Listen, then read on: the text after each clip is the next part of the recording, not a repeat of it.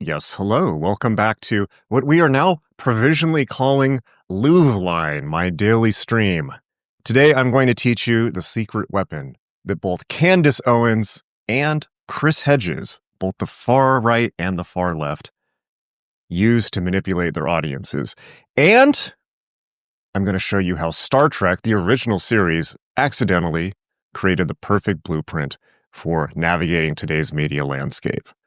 All right. Welcome in, everyone. Today we're going to talk about, I'm going to give you a masterclass in rhetorical warfare.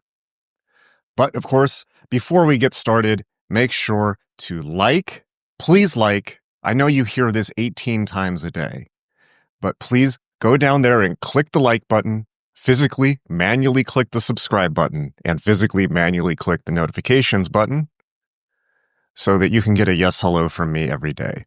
That's the best way to help this channel or any channel that you like grow. One of the things I love about YouTube is how community oriented it is. There's no competition here. I regularly give shout outs to people who run similar things. It's great. It's like a community. So support me and the other YouTube creators you like by liking, subscribing, hitting the notifications bell. And of course, if you want to become a supporter of the channel, that's even better. We have many, many supporters. You can see them in the chat right now. They're the ones with alchemical symbols next to their names, which marks them as special people who are more special than normal people. This is available to you too. You too can rise above the masses by becoming a supporter of this channel. All you have to do is join the channel and you will get lots of cool stuff. There's tons of content on the channel that is members only that you will have instant access to. There will be more. We're going to do a Discord. You know how it is. It's me and it's basically a two-person operation. So, I'm a human being just like you. But good news, I'm here to hang out with you all week long and do the week with you. Probably not Friday, when I will be relaxing, playing Ready or Not on PlayStation 5, but I will be doing the week with you from now on. Pretty cool. All right, let us begin. Oh, and by the way, yes, all last week, people were saying you have to react to the Candace Owens video about Jack Parsons. Yes, that Candace Owens, the least cool person possibly in, probably not human history, but certainly the least cool person in the media landscape right now, who believes the moon landing was fake and everyone should become a Christian nationalist and is just pure Catholic schoolgirl, mean girl energy.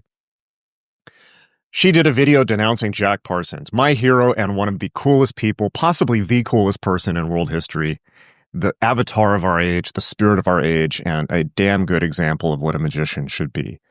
Oh, you're stepping on my turf now, Candace. So I had to do it. I had to react to it, and I'm going to react to it live in this stream because I started working on a video about this. But let me tell you, watching Candace Owens, it's got to be in short bursts because it's like kryptonite for me. All right. So in this episode, there's not a whole ton of news today. So in this episode, that's not on stuff we haven't already talked about. It's the usual war, death, famine, destruction. 2 weeks from Trump on whatever it is. So today we're going to start off with Star Trek. We're going to talk about Candace. I'm going to talk about Chris Hedges from Counterpunch and his far left rhetorical strategies. We're equal opportunity offenders here. And then we're going to wrap it all up. So let's go straight into Star Trek, shall we? Last night I watched the classic Star Trek episode Galileo 7, which I highly recommend seeing. I got it because it's on, I'm not going to do ads, but it's on streams. It's on various streaming networks, and you can probably find it all on your own if need be. So in this classic episode, I believe episode 16 of the first season of the original series of Star Trek, which, by the way, if you are a magician or an occultist and you haven't seen Star Trek, what is wrong with you? You have to see that. That's core occult knowledge. You can build an entire tree of life just from the crew members from the Enterprise or from the Next Generation. Okay, so in this episode, what happens? Spock, who of course is a Vulcan who runs off purely logic, crash lands or leads a shuttle away team to a planet. And they crash and they can't get back into orbit.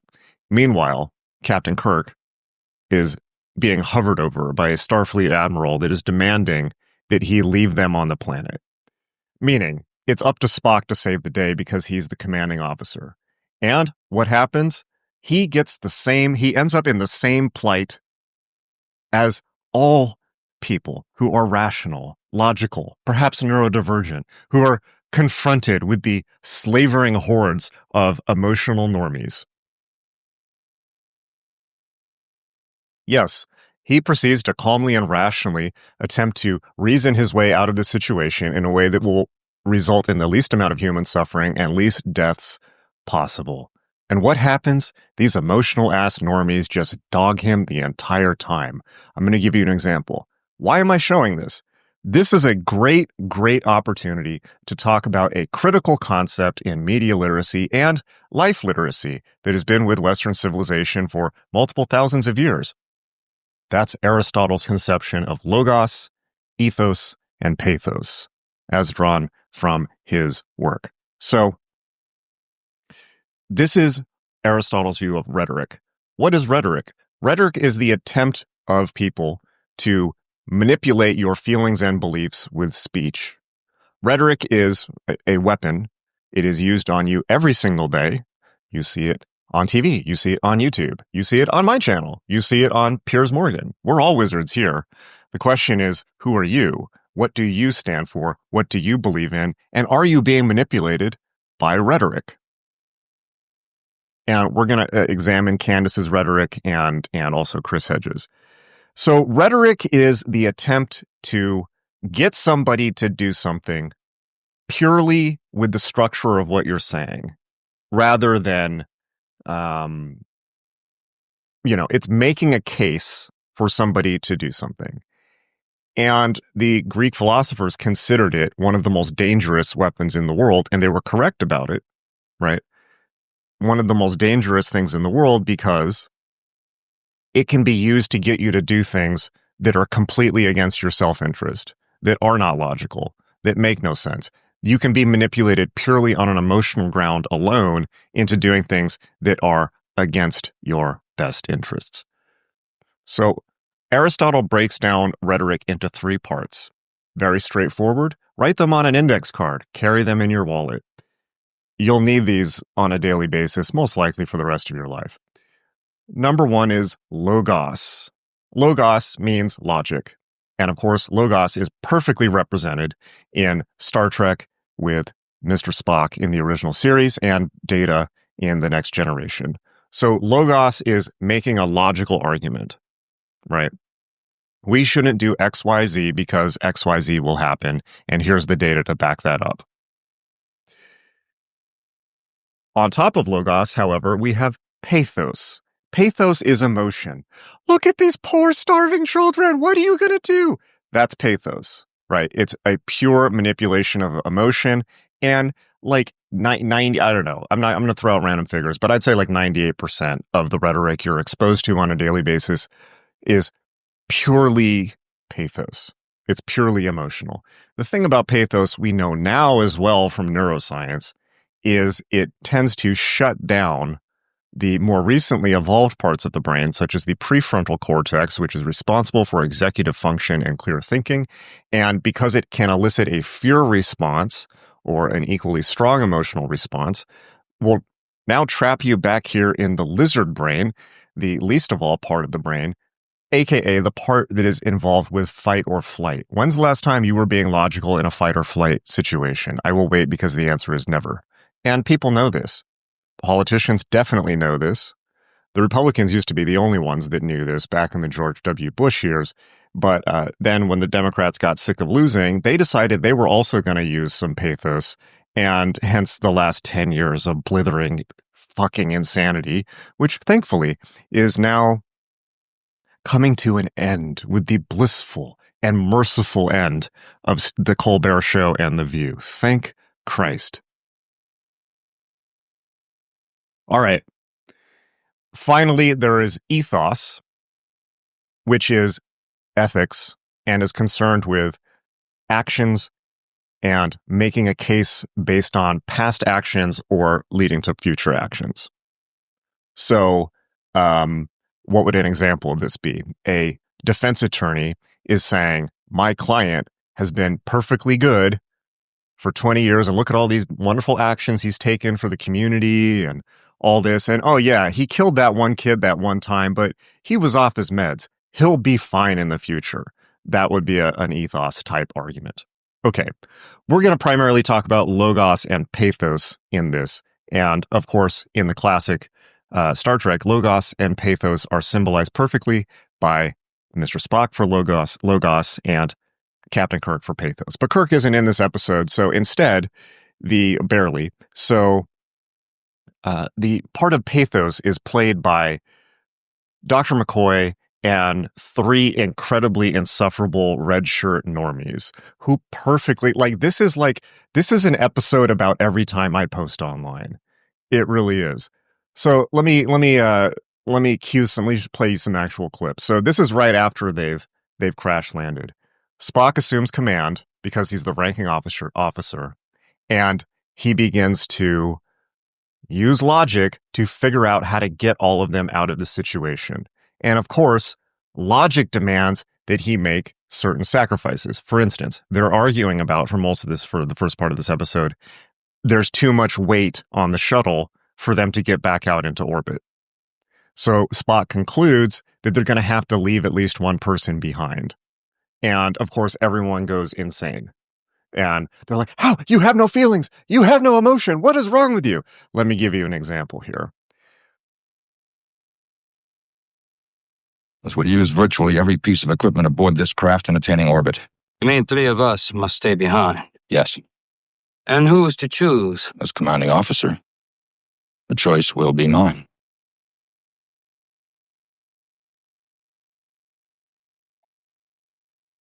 Sulu. Prepare to abandon search. Set course for Marcus 3.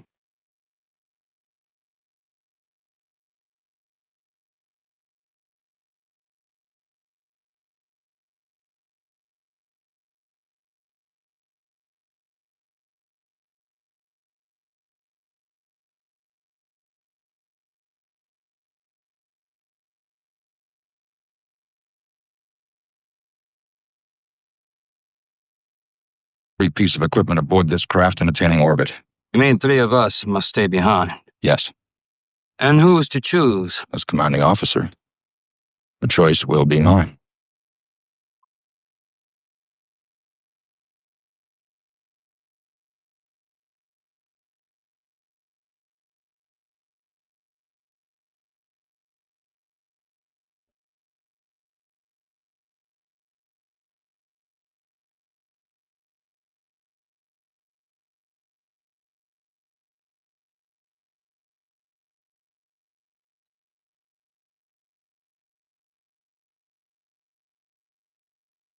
Okay, I guess my mic was off.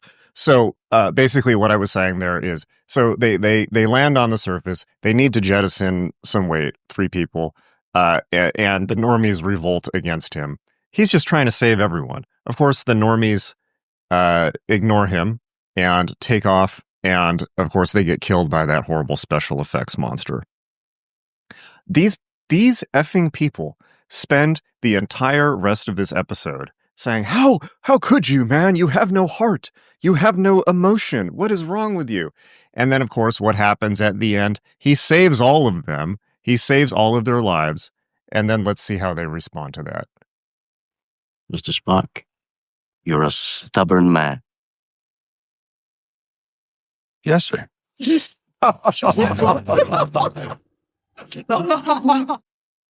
They get him to admit, obviously I can't, I'm limited by rights, so I wish I could play more of this episode. But they basically get him to admit that he took an irrational action at once, which was the logical action at the time, and then they just laugh at him. Okay, so this is normies. Again, I wish I could play more of that for you, but Go watch the episode yourself. I can't possibly do justice to it.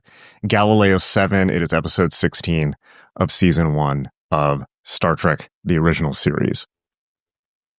So what happens here? I mean, we get Spock is making calculated decisions about fuel consumption. He makes a statistical approach to crew survival. This is me every morning when I look at planet Earth and try to make hard decisions, as we talked about in the last episode. And the crew simply goes into a rebellion of moral outrage. And in the most stupid part, one of those guys gets killed by the caveman, and the caveman is actively attacking the ship by throwing rocks at it. And Spock says, and these super emotional normies decide they want to bury this guy, give him a proper burial outside, which makes no sense because they're on some random planet that they're never going to come back to. And Spock is like, no, if you go out there, the caveman will kill you. And they're like, have you no soul, man? Sounds familiar. Okay, so let's bear that in mind. Is logic always the best? Is logic always the best approach? No. Not necessarily, but I think, as Spock says in this episode, it's the best one to start with. And he goes through that in this episode, where he exhausts all the logical options and then does something irrational at the end, which saves all of them, which of course is the logical thing to do. So it's with that context, let's take a look at Miss Candace. Oh boy. Now, it's only fitting that we go from Star Trek into this, because this is about Jack Parsons. So Jack Parsons, many of you, I hope you all know who Jack Parsons was. But Jack Parsons was a ceremonial magician, thelemic magician, who was active in the 30s and 40s, who invented solid-state rocket fuel, and in addition to being an incredibly brilliant magician and writing some of the best stuff on magic ever, although he wrote barely anything, also invented solid-state rocket fuel and started JPL, Jet Propulsion Labs, in Los Angeles, which I've been lucky enough to visit, which is sometimes referred to by its true initials, Jack Parsons Labs. So without this one guy, we wouldn't be in space. Now, that's not a problem for Candace Owens, because she doesn't believe that we landed on the moon, because she's a peak dum-dum. And one of the most insufferable things about dummies, and I don't like to insult people's intelligence as a matter of course, because your intelligence is not tied to your value as a human being. However, I will insult them when they're like this hoe, who are just using it to bully, belittle, and destroy everything good, and who are doing everything they can with their 7 million followers or whatever it is to slide us as fast as possible into a Christian national hellscape, which will be a death sentence for you and for I. So fuck Candace. She gets what she effing deserves.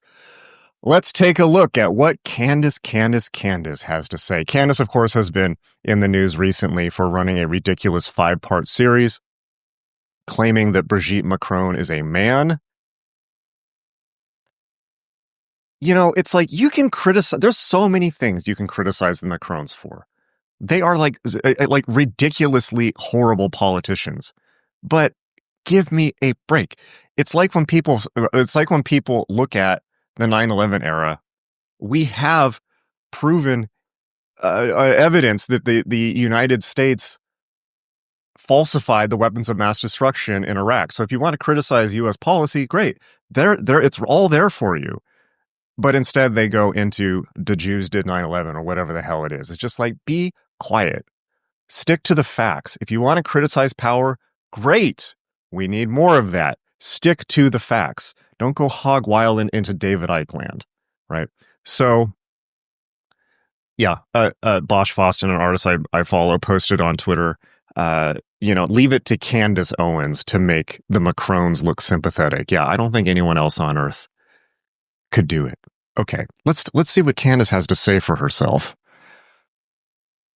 Oh, man. And I will pause and react as needed. Why am I always in trouble? I'm trending on Twitter for saying something unsayable. Look at this #1 trend. It reads, Candace Owens rejects Earth theories, faces backlash. How am I ever going to survive this? But also, I have to admit that trend is kind of cool because I'm trending under science, and that is a first. It's got me feeling like CO the science gal. No. This is the worst thing. I can't believe I hit it. I hit this too fast. This is the worst part of the whole video. Even before she starts insulting Jack Parsons, I have never seen something this hideous. Christ is king. Oh, wait. Oh, come on. I gave it away. God damn it, Jason. All right. Faces backlash. How am I ever going to survive this? But also, I have to admit that trend is kind of cool because I'm trending under science, and that is a first. It's got me feeling like CO the science gal.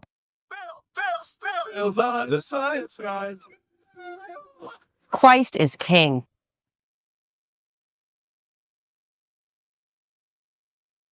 I'm sorry, ladies and gentlemen. I know I'm having way too much fun. I have to stop. Yes, I didn't just die a little bit inside. I completely died inside. Oh, the clip is too loud. Okay. Excellent. See, this is why I need a Jamie. I got it.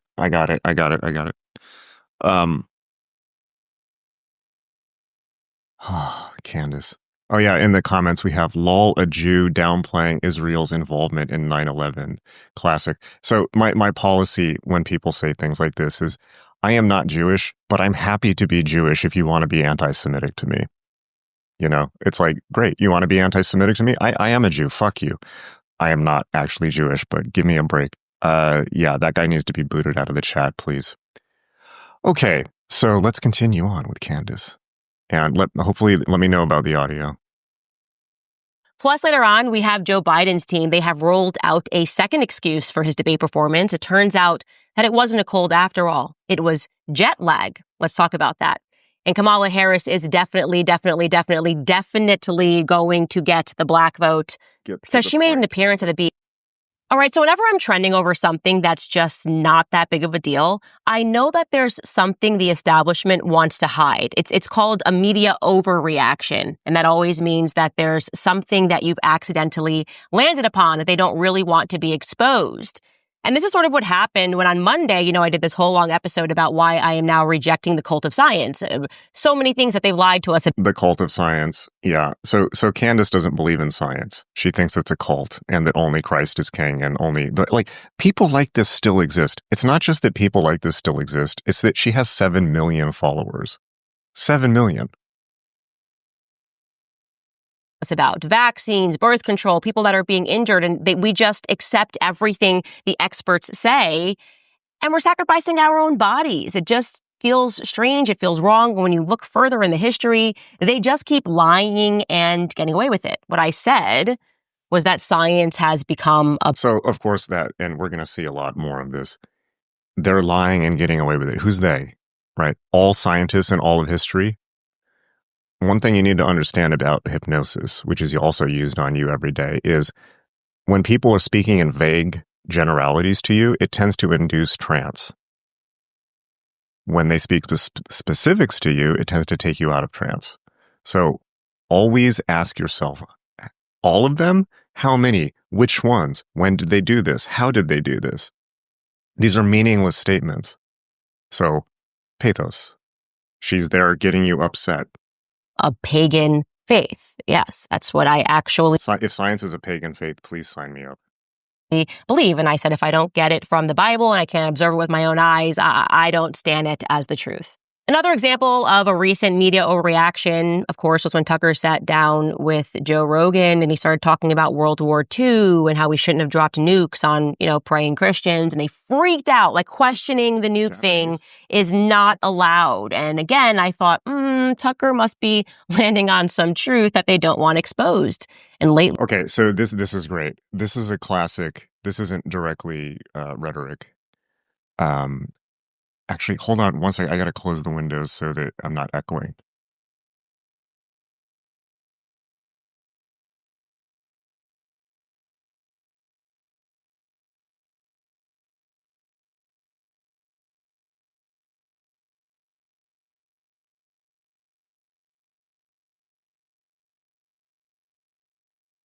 All right.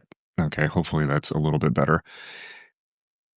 So a classic thing that rhetoricians do or conspiracy theorists do is by saying if they don't want you to know about something, that must make it true. Now, first of all, I don't know what she's talking about they don't want you to know about Jack Parsons, being that there's been 2 biographies published about him. And he got his own show on ABC called Strange Angels at either ABC or CBS. So them hiding this from you, I don't know where she's getting this from. All right. Lately, we are... But that's always a technique that can be used, right? Where it's like, oh, they don't want you to know it, so therefore it must be true. That doesn't track at all. Learning that they've lied to us about virtually everything pertaining to World War II, but it is this piece of the Tucker conversation with Joe Rogan that I keep insisting that you guys commit to memory. So take a listen one more time. There is a whole world. Okay, I can't deal with Tucker. This is ridiculous. All times, the media panics because the media, in my view... What is the media? What does that mean? This is one of the things that pisses me off the most. What is the media? What does that mean? Does that mean Fox News and CNN? Does that mean YouTube and, I don't know, like somebody's college newspaper? What does the media mean? It's meaningless. Is a bit satanic. I genuinely believe this, and so did one of the people that was watching this trend. I had a random user reach out and say, yeah, the reason they're freaking out is because NASA is satanic. The origins of NASA are satanic. And I went, what are you talking about? And OMG, you guys, buckle up. What I'm about to tell you, you're not even going to believe me, but you can just research this. You don't even have to go down a dark hole on Reddit. You can just literally open Wikipedia. It is so in our faces, and yet we don't learn about this. And now I understand. No, Candace, it's a little like we do learn about it. It's just that we have functional prefrontal cortexes. Why they are very upset with me. So you may have heard of a man named Aleister Crowley. If you haven't, I'll provide you with some briefs. Don't do this, please. It's remember always in the... Remember, it's Crowley rhymes with holy, not Crowley. That rhymes with foully. I love, by the way, how she puts a picture of herself with her signature behind the... I'm going to do this. I'm just going to have a picture of me with Charlie in the background. Spark notes. Aleister Crowley was an Englishman. He was also a drug abuser. Stop right there. He was an Englishman. I mean, that's enough to convict him on principle alone. He was a bisexual who... Oh, Jesus, how dare he? ...is credited with heavily influencing the eventual counterculture revolution of the 60s in America. Free love. Yeah, that book, Chaos. Things got weird and satanic in the 60s in America. And America is where this... People were smoking reefer. Englishman Aleister Crowley eventually moved. But what he is most famous for is black magic. He was an occultist who pledged his allegiance to demons. He believed that he could summon demons. Well, the story goes that he would summon demons. Hey, I've summoned demons. It's fine. Don't worry about it, guys. No, he did not pledge allegiance to demons. In Crowley's system, in Thelema, demons represent unconscious complexes or shadow aspects, right? The magician, which is a, take it or leave it as a term, binds so that their lower complexes aren't controlling them. What's an obvious example? So a modern magician, like a chaos magician, would look at something like, let's say, an addiction. Let's say they're addicted to, it's the most classic one in the book. They're addicted to smoking. Okay, well, they're possessed by the nicotine demon. So then a modern chaos magician might summon, and that demon to visible appearance, meaning they would follow out a ritual practice to actually, or simply just try speaking directly to that part of themselves. And then they would bind it, which Freud might consider an operation of the superego upon the id, right? That's what we're talking about in magic, not, selling your nuts to Beelzebub. That when he was 13. Although there are dum-dums who try to do that, and they also get what they effing deserve. Years old, he read the book of Revelation in the Bible, and he became inspired, not by Jesus Christ, but by the 7-headed beast that is ridden by the whore of Babylon. So in case you are My favorite. How dare you insult the whore of Babylon? She's so delightful. Or somebody that's not familiar with the Bible and Revelations, they talk about this 7-headed beast that rules over every tribe beasts. And people. She can't even get her fucking Christian eschatology right. There's 3 beasts, Candace. And then there's the red dragon, and they're all separate. Get it straight. Tongue and nation. Okay? So it's satanic. It's a satanic beast. When Alistair got older, he started a religious cult, a satanic cult known as Thelema. Crowley. At least she pronounced it right, unlike his name. Thelema is not satanic, although it does employ satanic imagery in a kind of formula of the opposer as a way primarily of deconditioning people from the real evil, which is basically evangelical brain control. I'm not saying there's not people who actually believe all this shit and do it.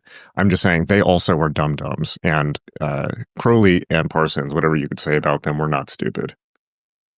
He believed that the number of the beast 666 was significant. He believed that humanity was entering in a new eon and that his religious motto, which was do what thou wilt, would rule it, right? He believed that actually he could create this beast and rule over a nation. He did not think that. First of all, he thought he was the beast, but his mom called him that. He probably didn't pick up after himself. 866,000 views for her 4.51 million subscribers. How many of these people do you think heard that and sounded, actually, that sounds kind of interesting. I'm going to look that up.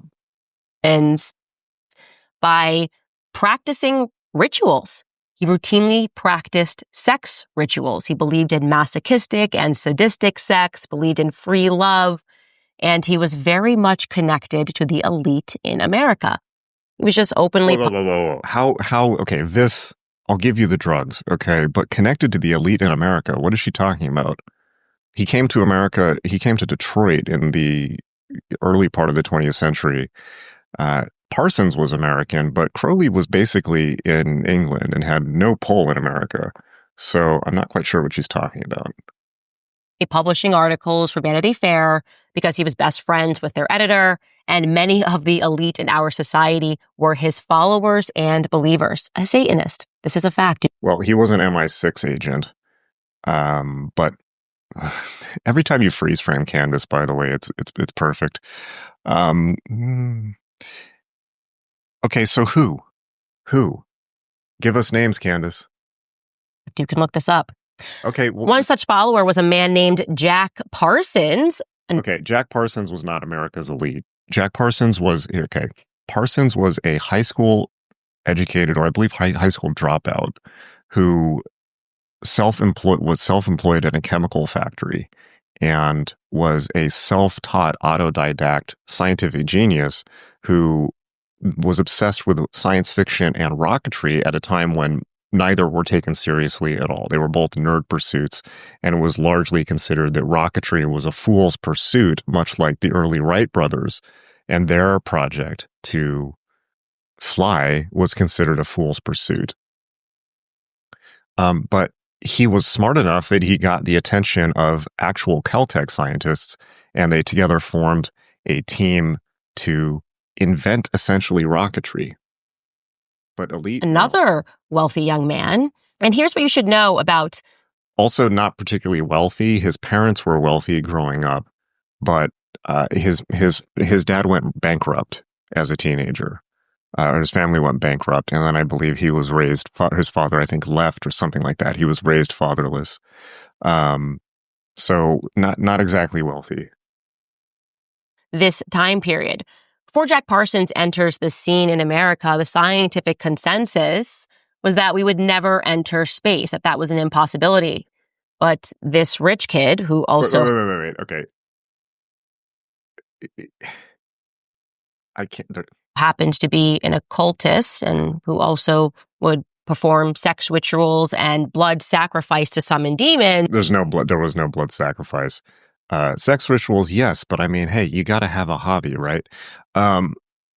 Is she, I think if I understand her correctly, what she is saying is that he was primarily satanic, or that he was satanic because he suggested we could go to space which is like what, a trick of the devil or something? Like, what? Like, which century are we in here? And well, now he expressed the belief that they could fundamentally alter humanity, and he had a vision. He said, "No, we can make this work. We can get to space." And we did. Check out Thank this God. article again. This is published. You can look this up yourself. Here's the headline: Sex, Rockets. Okay, if the Telegraph calls it Satanism, that is not. That means nothing. Parsons was not a Satanist. He was a thelemic magician, which is something that is too complex and multifaceted for somebody like Candace. Science and But this is like quoting the Weekly World News. Satanism. Meet NASA's real hidden figures. And I'm going to read you directly from this article because it's so unbelievable. My jaw was on the floor. I'm skimming through it because it's way too long. It would make this show forever, but we will link it. And you absolutely must read it. It reads, quote, Jack Parsons is barely acknowledged on NASA's website, and he's the man who made rockets a reality and co-founded the agency's Jet Propulsion Lab, JPL, home to missions, which paved the way for the Apollo programs and continue to explore. So basically, he was the most awesome guy ever. Mars and outer space today. If Parsons' life story was a film script, it would be dubbed preposterous. He invented jet propulsion technology in the face of industry-wide derision that rockets would never exist, but was also a senior figure in the occult and invited L. Ron Hubbard, yes, that was a mistake, L. Ron Hubbard of Scientology, into his confidence and riotous sex parties. Parsons tried to sell his government-funded inventions to Israel before winding up dying at the age of 37 in a self-created explosion, leaving a mass of disturbing materials for his friends to discover. What disturbing Here's the remarkably materials? He didn't leave disturbing materials. Like what? His notes on rocketry and chemistry? Twisting tale. The Book of Babylon, which is, by the way, very much worth looking up. Of his life. So he too, like Aleister Crowley, was just interested in the demonic when he was young. He also liked science fiction. His story begins when he's 14 years old. It's like she's claiming that they're hiding us from this. They're hiding this from us. And then she's quoting the Telegraph, which is one of the biggest tabloids in England.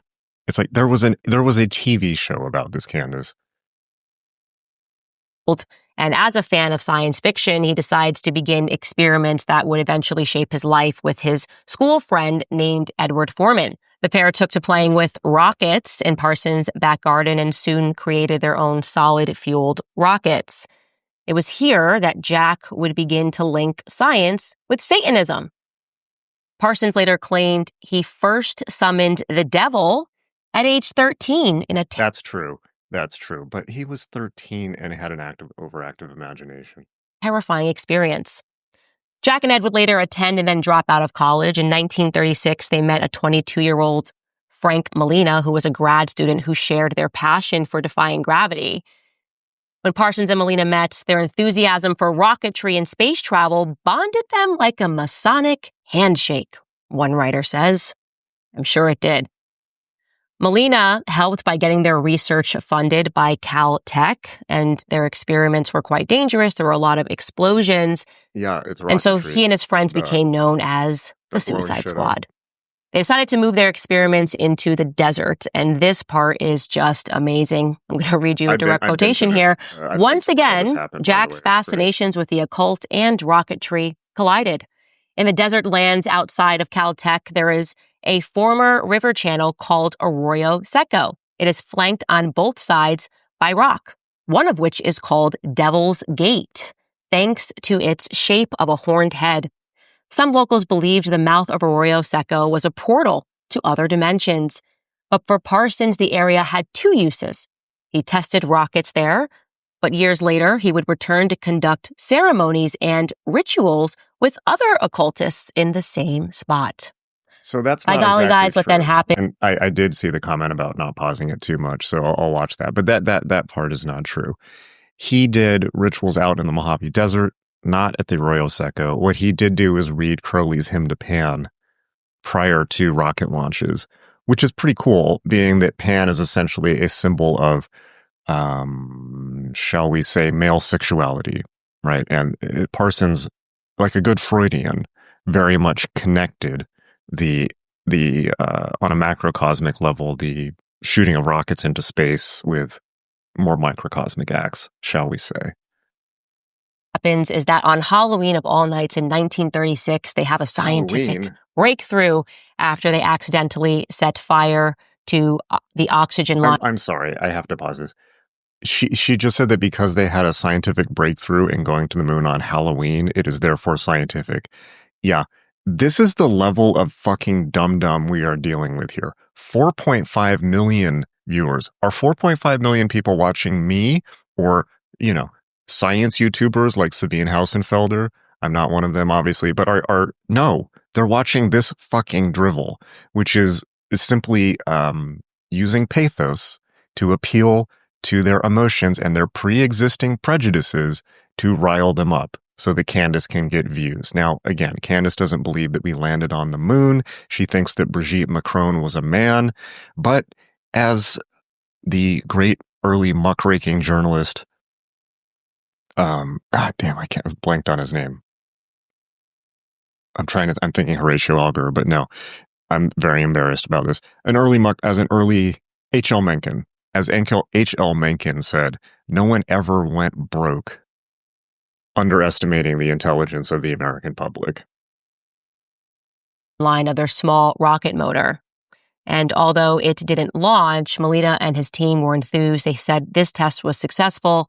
He wrote to his parents, and NASA would later consider that experiment, which happened again on Halloween, to be the first rocket experiment of what would later become the Jet Propulsion Laboratory. So there was a method to the Suicide Squad's madness. They had created a fuel that would burn cleanly and be stored without exploding. And the scientific community was skeptical, but the U.S. Army saw potential, and they offered to fund the Trios project in 1939. So great. Satanic little cult meets the United States government. Okay. Thereafter, Jack's credibility in the scientific... This didn't last long for Jack. Basically, what happened is, again, this group was like a bunch of actual Caltech guys and Jack Parsons, who was a high school educated or high school dropout layman, who was very, very driven, but he later had his security clearance revoked because he had gone to a Communist Party meeting once when he was like a young guy, just to see what it was. And that was enough to get his security clearance revoked. I did a podcast a couple of years ago with Richard B. Spence, not to be confused with Richard Spencer, the Nazi, but Richard Spence, who has written about intelligence agencies. And he had this theory, and his profile has recently risen a lot more. He was on Lex Friedman of all places. But he had this theory that Parsons was a Russian agent, and that also is ridiculous. Scientific community soared. Oh, but point of that was that they pushed him out.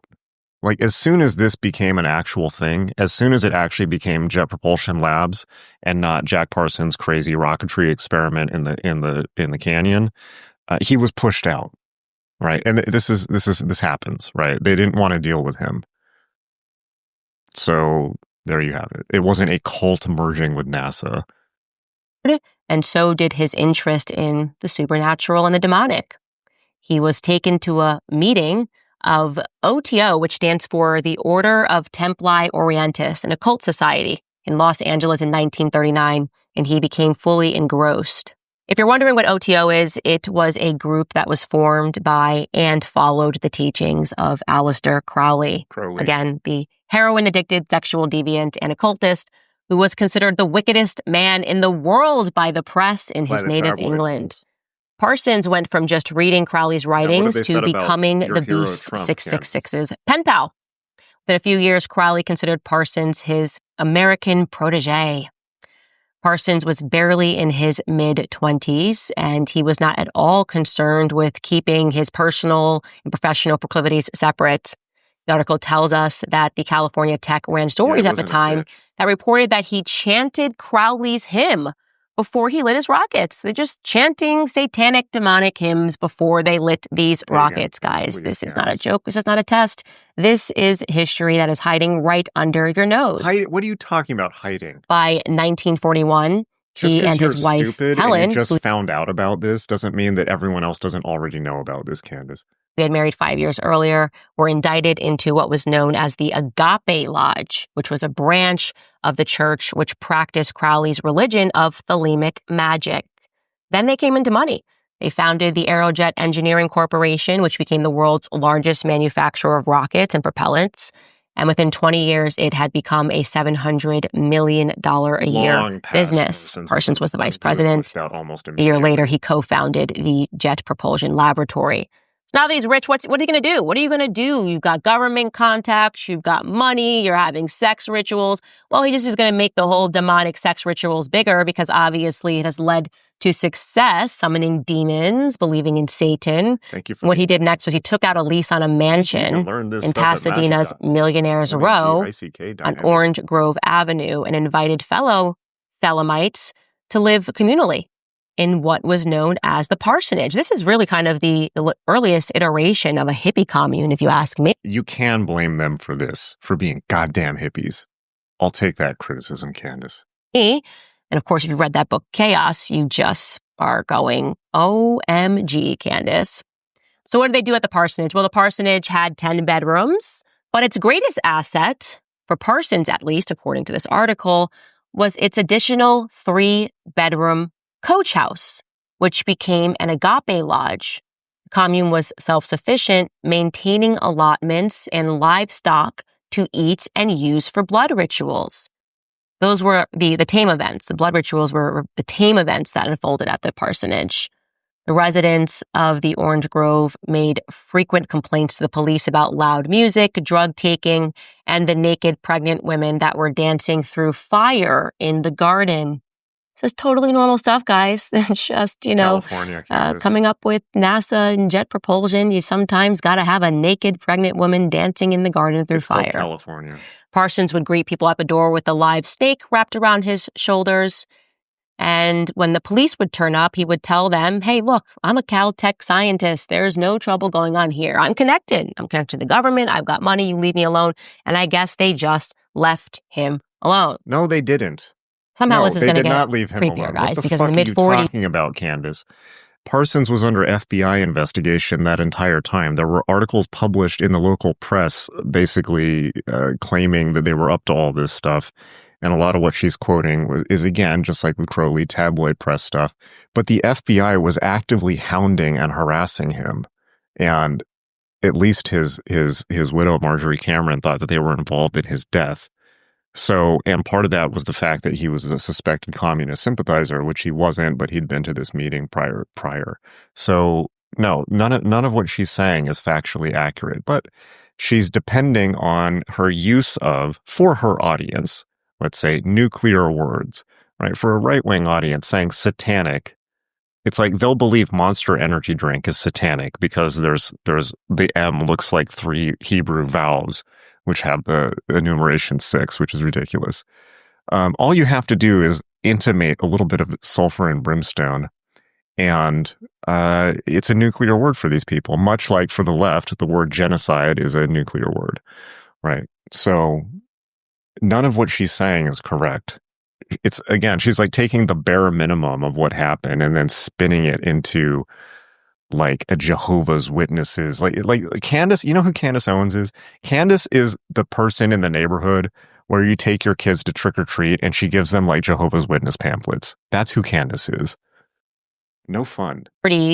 Jack decided that he wanted to push the barriers of his Satanism a little more, pushing the barriers of thelemic magic to a new level. Hell yeah. He wanted to take the spirit of Babalon, the goddess that they worshipped, and instill it into a human being. Notice how she said the word goddess with such disdain. Again with the Candace freeze frames. It could be any frame. Impregnate a woman that he believed to have certain powers, so that she would give birth to a child that would embody the forces of Babylon. So between January and March of 1946, we're coming now to the end of World War II. So think about what Tucker said. How does Hubbard, this again, have that's to do with L. Tucker Ron Carlson? Hubbard of Scientology, assisted Parsons in a series of rituals that they called Babalon Working. And on January 18th, a woman named Marjorie Cameron, who had red hair, turned up at the parsonage, and he believed that this is it. This is the Scarlet Woman that he had called forth via his rituals. The moment had arrived.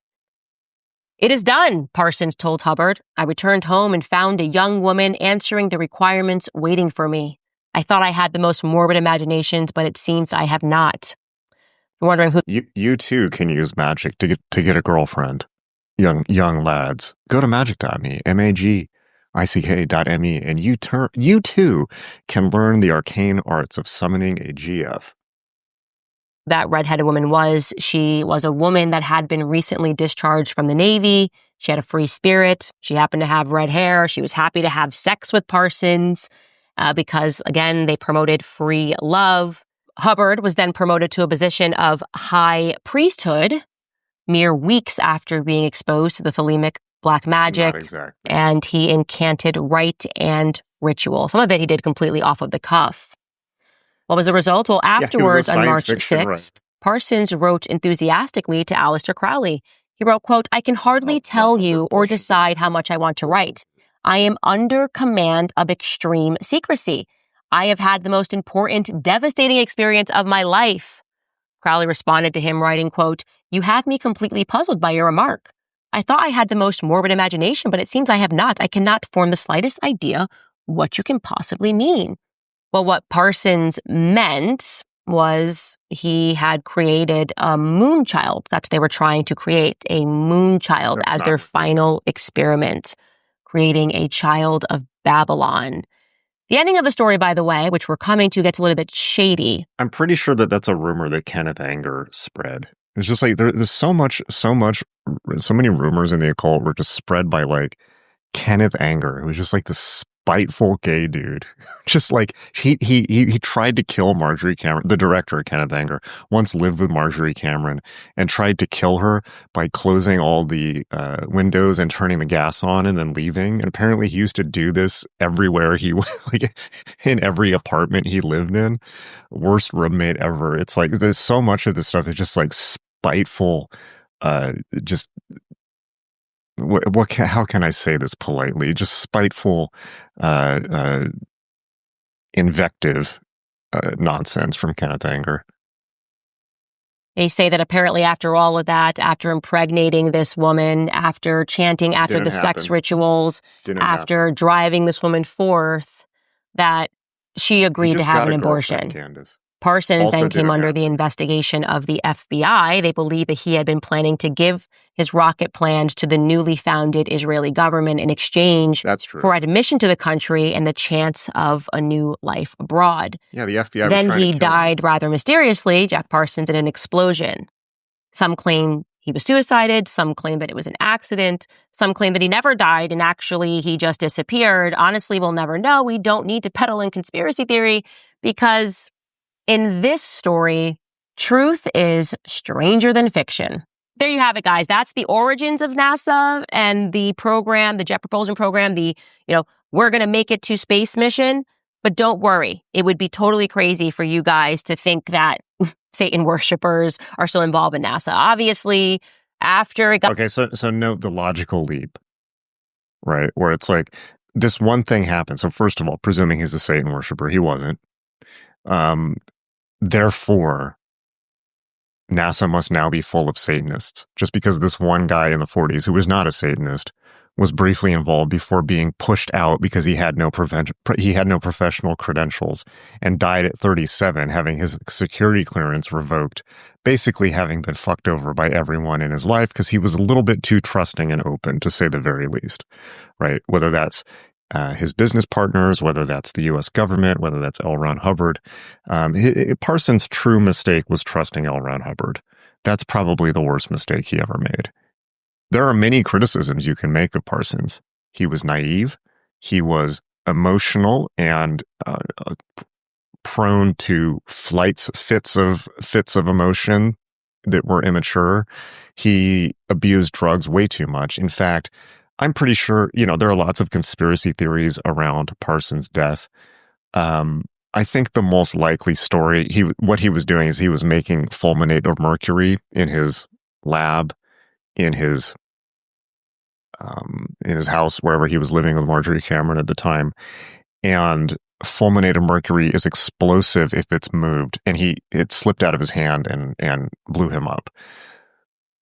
It's often been remarked that since he was a trained chemist, there's no way he would have made that mistake. Well, when you're younger, you're more prone to believe in conspiracy theories. Looking at this as an adult, it's like, let's look at the circumstances around this. He was moving to Israel with Marjorie Cameron. He was pulling an all-nighter. He had a drug problem. I would suspect that probably what happened is Parsons was doing coke or speed, most likely dexedrine or something like that, given the time period, which was very common at the time and easy to get. He was probably speeding, trying to stay up all night to get all this shit done before they moved, to get money or whatever he was doing, and he was sweaty and it slipped out of his hand and he blew himself up, likely out of his own drug-fueled mistake. I'm always one to go with Occam's razor on this. So until proven otherwise, that's pretty much my feeling on what happened there. Again, with the Candace freeze frames, God, just like imagine talking to this person in public. It got started, they went totally clean. Everything was been above board. Nobody believes in this stuff anymore. And everything's great and everything's normal. And now suddenly, I guess if the goals of Aleister Crowley was to create a society that would deceive the entire world, now suddenly in the West, we don't believe any of this stuff. We look back on that story of a man who dedicated his entire life and an entire religious cult to summoning demons, saying that they had summoned them successfully, that they had experiences with Satan, and they were just being imaginative. Yeah, no. Satan can't possibly be real, right? So yeah, think back to what Tucker is saying. That suddenly after this period... Why does this suddenly go back to Tucker? Yeah, see, man, look, guys. All that I want to do is sleep in and play, whatever, Ready or Not, the new Death Stranding. All I want to do is lay around, play PlayStation, read comics, play role-playing games, and generally walk my dogs, and generally enjoy my life. But no, these dum-dums have to keep dragging me back into the public square to correct their driveling idiocy. Meanwhile, we got Tucker Carlson claiming he was, oh yeah, I was attacked by demons. I've got scars. Well, fucking show them then, Tucker. Let's see the scars. Oh no. We are being browbeaten by IRL schizo posters who have teamed up and mutually validated each other's delusions. Yeah, Tilly Time in the comments says there's so many leaps. Jack Parsons wasn't even part of NASA. So is she using logos here? Is she using logic? I don't see any. Is she using ethos? No. I mean, well, you could say that she's comparing everything to whatever her particularly sweaty-browed branch of evangelicalism is. I don't even know what type of Christian is Candace. Let's look up. Or if you know, let me know in the comments, because I think this is rather important. What type? Is she a Jehovah's Witness or Seventh-day Adventist or something? This is critical information.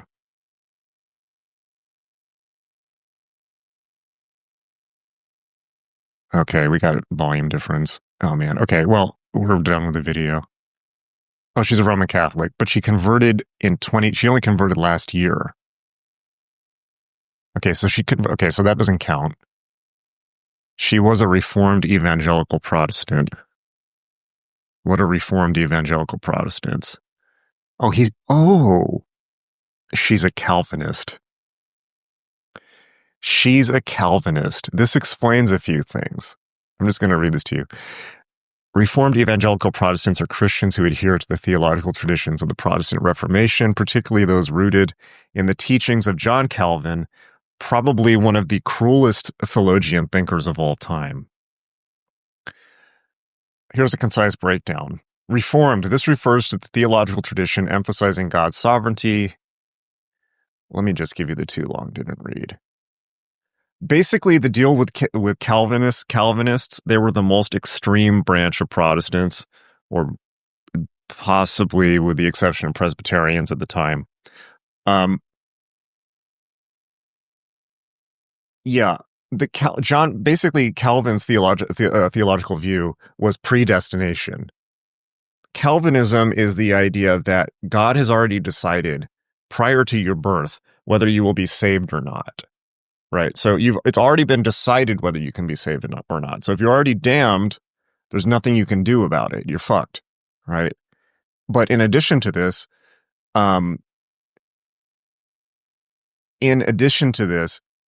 the suggestion is nobody can know whether they're saved or not. Not in this life, because that's only for God to know. Okay, so everyone is already predestined to be saved or not, but we don't know. However, there's a final kick, and this explains quite a lot of America and American prosperity doctrine or prosperity gospel theology. God, you can know who's saved based on how much money they have. Meaning, if you're rich in this life, it's a sign that God favors you, therefore you're likely to be saved. Now, I have nothing against Christianity, but where in the Bible does it even say any of that? Right? When I say I have nothing against Christianity, what I mean is I have nothing against the teachings of Christ, which people would be a lot better off to follow. Right? But where the fuck is this, you're only saved if you're rich shit? It's quite the opposite in the Bible. Where is the meek shall inherit the earth? Where is blessed are the poor? So you can imagine, it's like that combination of arrogance for being saved and arrogance for being rich that produces creatures like this one. All right, I'm gonna get the audio figured out. I did see everyone's comments. Apologies, it was a little bit uneven, so I'm not going to subject you to any more video until we get this figured out. Yeah. How are we on time? So you tell me, right? Pathos, ethos, logos. Is there any logic at all? No, right? And ethos, well, maybe if you're a Calvinist, or maybe if you're literally the equivalent, you have the theological sophistication of somebody's mom who thinks you're going to hell because you checked out a book about Halloween from the public library. And yeah, those people exist. Man. VV Sports says that's also a Jehovah's Witness. She says Jehovah's Whiteness. That's funny. Jehovah's Witness concept. The pre-projected scroll of events, pre-decided minus the money part. Yeah. Well, they do have good food, the Jehovah's Witnesses. I'll give them that.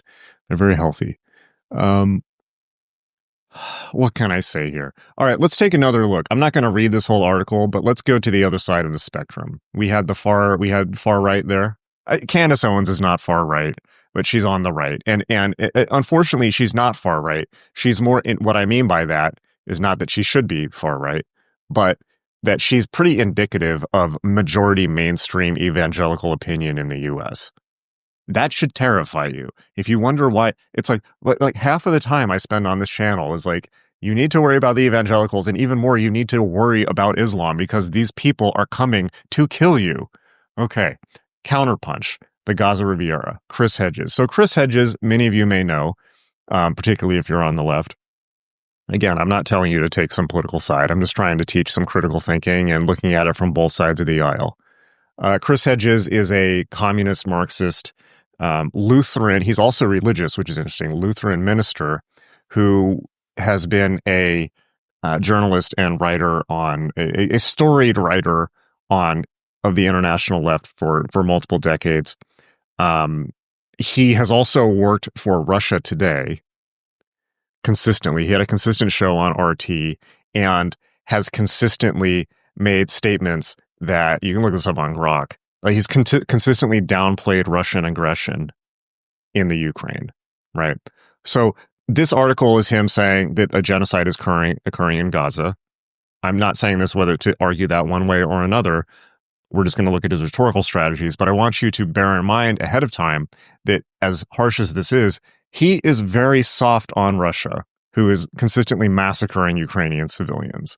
So it's interesting, and this is not a whataboutism argument, but you always have to pay attention to the selective compassion. All right, Gaza Riviera. So the point in reading this is not to shock you. It's to get you to see past the shock to the rhetorical strategy. I used to write like this. This is very indicative of the type of material that I would read all the time, or that I would write, particularly when I was running the Ultra Culture blog back in the day.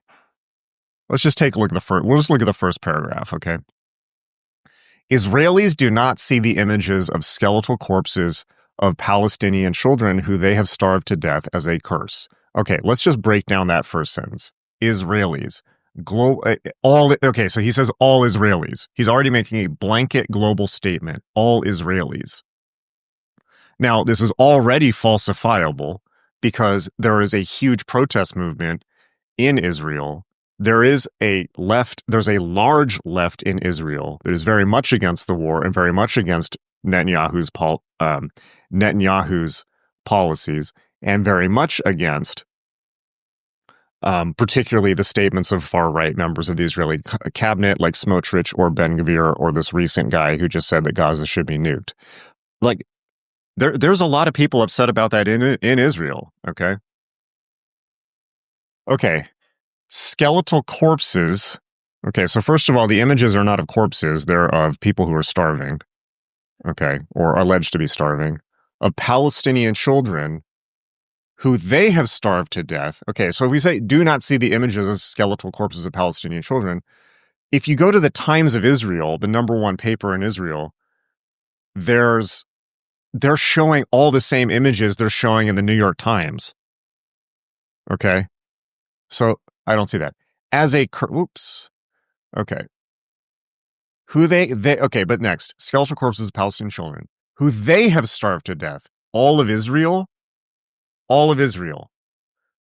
Every single person in Israel. We're already presuming that it's intentional. We're presuming intentionality. We're completely ignoring the role of Hamas in this. We're ignoring so much. Okay, as a curse. Well, curse is, as we all know, is a metaphysical concept and is inadmissible as logic. It's literally a curse word. Right? What does that mean? They don't see it as a curse. I don't understand what that means. They don't look at all the presuppositions and assumptions and globalization of logic just in this first sentence. Okay, next. They do not see the slain families they gunned down at food hubs. So Israelis, all Israelis. Okay. Slain families. Is that everyone who has been killed at a checkpoint? And how many of the people people have been shot at checkpoints? But you're assuming at one-sided intentionality. You're assuming that there's not an open war and that there's conflict and people trying to take food. Okay. Another assumption, designed not to deliver aid, but lure starving Palestinians into prove it. Designed not to deliver aid, but to lure starving Palestinians. This is pure emotional pathos. Into a massive concentration camp. Okay, nuclear words. You say concentration camp, everyone's brain shuts down immediately. Okay. What is your criteria for concentration camp? Are you talking about Dachau? Are you talking about, what are you talking about? Use specific language. Tell the truth. The truth is bad enough. There's a horrible war that a lot of people are dying and suffering in. You can criticize it all you want, but tell the truth. This isn't him using logic. This is him using pathos. Massive concentration camp. That's just designed to shut down your thinking. In the south of Gaza, in preparation for deportation as a war crime. They do not see this as a war crime. Now, already implied is that all this stuff in the middle is happening and is intentional. Okay. Israelis do not look, so all Israelis, have you looked at Haaretz? Have you looked at B'Tselem? Have you looked at, the statements of prior prime ministers? Like, believe me, Israeli society is as divided on this as the rest of the world. Israelis do not look at the savage bombing and shelling. So savage is a non-logical descriptive word. It's meaningless. Do not look at the savage bombing and shelling that kill or wound dozens of Palestinian civilians. where an average of 28 children died daily, as anything extraordinary. Really? Really? This is the worst war in Israeli history. They do not see the wasteland of Gaza pulverized. So I'm glad that Chris Hedges speaks for all of Israel. They do not see the wasteland of Gaza pulverized by bombs and methodically being torn down by bulldozers and excavators as barbaric, etc. Decimation of hospitals has already been shown that some of these were destroyed by Hamas and missed rockets, clinics, and that these had terrorist camps underneath them. No discussion whatsoever of no. Anyways, I'm getting distracted by comments. Whoa. They do not blink at the assassinations, another loaded word. Okay. So let's move ahead here. Israelis have blinded themselves morally and intellectually. Every single person in Israel has blinded themselves morally and intellectually. What is this? Well, I'll just ask this. Agree with this or not? Is this logos, ethos, or pathos? All right. So he's just damning all of Israeli society. They're intoxicated by the power of their industrial weapons, et cetera, et cetera. Okay, great. Now he diverges. Okay, so we've got those two first paragraphs, which are, let's say, a strident critique of Israeli military policy. Okay, great. Purely pathos, but at least he's on topic. Now we get this. Now he just veers off, and you got to watch when people do this. Starts pulling in all of this stuff that is totally unrelated. They are the heirs of Pol Pot, the killers that carried out the genocides in East Timor, Rwanda, and Bosnia, and yes, the Nazis. Okay, so in one sentence, he's mentioned 5 genocidal regimes, 5, including the Nazis, and immediately said they're the heirs. What do you mean? What does that mean? Literally, what does that mean? All you're doing, it's again, pathos, shutting down thought. You throw in 5 things that are proved to be bad, and then you lump in the 6th one, then automatically those are all associated with that, right? Okay, what is that but a rhetorical strategy? Can you logically prove that there is some direct through line from these regimes, or even can you put everything next to each other and make that case? If you can make that case, go ahead, but you're not making a case here. You're just you're making people more and more and more upset, which is a tendency that liberals and particularly leftists have, where the more outraged they are, the more upset they are, the more moral they are. Okay, so then we start getting into this. 1,000 Palestinians have been killed. Okay. Okay, starvation is not a pretty sight. Definitely not. But now he starts just like rambling about other stuff he's seen. I covered the famine in Sudan in 1988. Good for you, Chris. That took an estimated 250,000 lives. So we're way, way over Gaza. There are streaks in my lungs, scars from standing amid hundreds of Sudanese who are dying of tuberculosis. Okay, I don't understand how standing near people with tuberculosis would put streaks in your... Okay, so he got tuberculosis, I guess. I watched hundreds of skeletal figures, ghosts of human beings, completely illogical. They were not dead. Trudge at a glacial pace across the barren Sudanese landscape. Hyenas were eating them. Bleached human bones. So he paints this horror show, which all of this may be totally correct about the Sudan in 1988. We are talking about Gaza in 2025. What the fuck does this have to do with anything? What the fuck does this have to do with anything? Stay on topic and tell the truth. So is this journalism or is this an op-ed masquerading as journalism? It's an op-ed. It's an op-ed. If you want to make the case that Israel's doing a genocide, great. The ICJ has already done that at the UN. I don't think it was particularly convincing, but stay on point. The starved lack enough calories, starvation reduces iron. Okay, starvation is very bad. Okay. But Israelis see paradise. They see an ethno-nationalist Jewish state where Palestinians... Now, I will grant you, there are probably many Israelis who do see that. There are Israelis, for instance, in the Knesset who have made statements to that effect.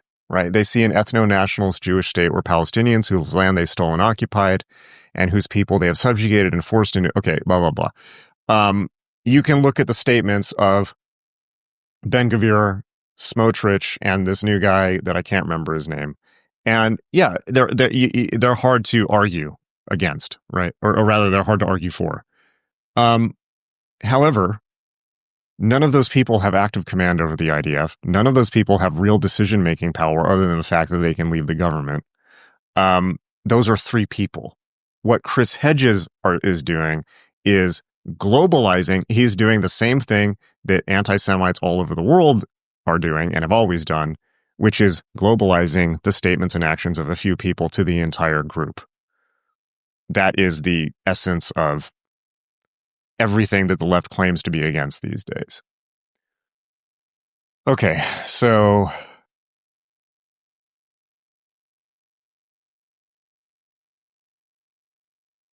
anyways, we don't have to go through this whole thing. Israeli goons and thugs. Okay, once these Israeli goons and thugs are done with the Palestinians, they will turn on each other. What does that mean? What are you talking about? What does that mean? Anyways, so these are two examples of extreme rhetoric on the left and the right, and I see I've lost some of my audience even discussing this. But what does that tell you? Like, I lost like 20% of the stream. Some people are back when I started talking about this. Do you think those people were logically leaving the stream or emotionally leaving the stream? Were they disgusted with my logical analysis of this? Which, again, I haven't told you to believe this or not. I haven't told you to have any opinion on the Middle East. I'm just calling out rhetorical strategies. But a bunch of people bailed, just like every time I mentioned this or anything connected with this, because they had a visceral emotional response, I guarantee you. So which part of their brain are they in? Are they here or are they here? Are they here with Spock or are they back here with all the red shirts who got killed by the guy with a spear? Right? Now remember, Spock is not trying to hurt anyone in that episode. He's trying to use logic to minimize human suffering, to minimize human casualties in a bad situation. That episode, Galileo 7, again, go watch it, epitomizes Spock as a leader being confronted with a lose-lose decision, which is what we talked about in the last stream, which I think very much resonated with people. Spock is confronted with a lose-lose decision. No matter what he does, people are likely going to die. So does he want everyone to die or does he want less than everyone to die? Now, the logical option is obviously you want fewer people to die, so you have to make a hard decision. And these are the types of decisions that we are currently faced with in the world and that we will be faced with more and more and more going into the future. I keep saying this and I'm going to keep saying this. The future is most likely going to be, I hope I'm proved wrong, but it most likely will manifest as a series of increasingly severe lose-lose decisions. Now, is what I just said logical? No, it's not logical at all. I assume that I know I can tell what the future is. I can't. All right? So you got to watch it even with me. So, this is so funny. So we have a commenter. The Aristotelian rhetoric bent on leading observers astray into false logic, void of critical thought or discerning wisdom. Lack of Proverbs 24:3-4, wisdom, understanding, knowledge. This is a hilarious comment because it basically summarizes 2,000 years of intellectual conflict in the Western tradition. When you ask, people talk about Western civilization these days. What is Western civilization? Western civilization is Aristotelianism or Platonism, more specifically, plus Christianity. Christianity inherits a ton, by the way, P.S. Eric Webb, a ton of Christian theology directly inherits its thinking from the Platonic tradition. Just go look at St. Thomas Aquinas, who I highly doubt you've ever read because you're just spouting off in the comments. So go look at even St. Augustine, right? Can you quote me St. Augustine? Can you quote me St. Thomas Aquinas? I highly fucking doubt it. Sorry. So, but this is a tension within Western civilization between, again, logic. So what is the logic in the West tends to be Platonic. Ethos tends to be Aristotelian. Pathos tends to be Christian, blah, blah, blah, blah, blah. So you got to watch that. All right. But long way of saying, Leaders are consistently faced with lose-lose decisions that they must make, and no matter what decision they make, it's going to be unpopular. So they simply must, if they're good leaders, fall back on their own ethical training and make decisions that will, in a John Stuart Mill utilitarian sense, lead to the least amount of human suffering possible. And in your lifetime, you will see you will come to many decisions that you have to make like that. And you will see world leaders making decisions like that. And these are useful mental tools to assess situations like that. All right, everyone. This has been a good stream. Let me know. I apologize for the audio. There's all kinds of audio issues that we've had. We've had them in the past. No matter how advanced I make things, there's always something. So remember, I'm a human. Bear with me. Hopefully, it's the content that matters, and we're going to work on getting that audio fixed. All right. Lots of love, everyone. Make sure to like. Make sure to subscribe. Make sure to hit the notifications bell so that you get alerted. We will be doing these generally between the window of 9 to 11 a.m. Pacific Standard Time, more or less Monday through Thursday. If I take a day off, it'll happen. If I'm late or early one day, it'll happen. But that's what we're looking at. All right, everyone. Like, subscribe, join the channel, go to magick.me. You can start at magick.me for free with a free meditation. Start.magick.me, start.magick.me, where you too can use the satanic sorcerous arts of the black magician